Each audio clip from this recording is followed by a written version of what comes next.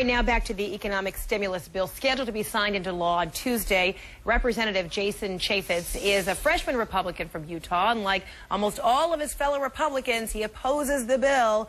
He's in Salt Lake City. So, Congressman, it's a done deal. However, we saw all the morning talk shows today, this Sunday, all the Republicans coming out and bad-mouthing the bill and saying this is no example of bipartisanship.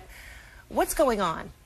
Well, look, hey, I didn't create this mess, but I did come here to help clean it up. And the process is so disheartening because the Republicans just weren't included. We had the bill for just over 12 hours. It was the single largest bill in the history of the United States, nearly 1,400 pages. There is not one congressman that even read that bill, and yet it passed. But what do you mean not included? Because you can just look back and see that President Obama went to the Hill, talked to both Republicans and Democrats about what might be in the stimulus plan. He invited Republicans as well as Democrats to the White House. And in addition, we heard Chuck Schumer saying and reiterating today there were at least 2 amendments that the Republicans proposed that is in this current plan.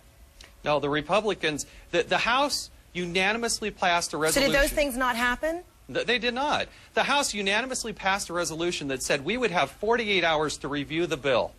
We didn't have 48 hours to review the bill. We were allowed, it came in a closed rule. We could offer no amendments, and there just was simply no debate on the part of Congress. It just did not happen. We heard from Senator McCain, who earlier today also said that this was not bipartisanship from the very beginning. Lindsey Graham had very strong words to say today, quote, if this is going to be bipartisanship, the country is screwed. What kind of message is that to send to Americans about trying to revive some confidence that there's a plan in place to help Americans? I had a chance to meet the president, shake his hand. He's a nice man. But that is far different than how Nancy Pelosi and the Democrats are running the House. This is not the kind of process that we were promised. This is not a change from years past. And I got to tell you, when you have the single largest bill in the history of the United States, we ought to debate it. You ought to be able to see it. You ought to be able to read it before you even vote on it. What should be in the plan that the GOP proposed that isn't, that you're most disappointed with? Well, think of it like your home. In your home, let's say the furnace goes out and it's the middle of the winter.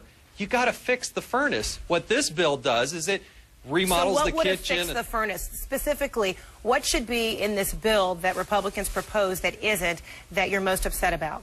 Less than 1% of this $1 trillion bill are tax cuts for businesses. It's the American entrepreneur, it's the local businesswoman, it's the local businessman, it's small business that generates 70% of the jobs in this country, and that's not in this bill. We grew government, we didn't grow the atmosphere for entrepreneurs and businesses to thrive in this country. Should Americans think from this day forward that there are efforts that could be made that are bipartisan and that everyone will, so to speak, get along? Oh, absolutely. I mean, we need a process that works. I'm willing to reach across the aisle. We all know people are hurting. We want to help.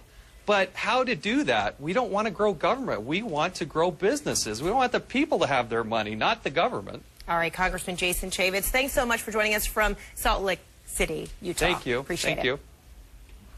All right, well, a big chunk of the president's stimulus package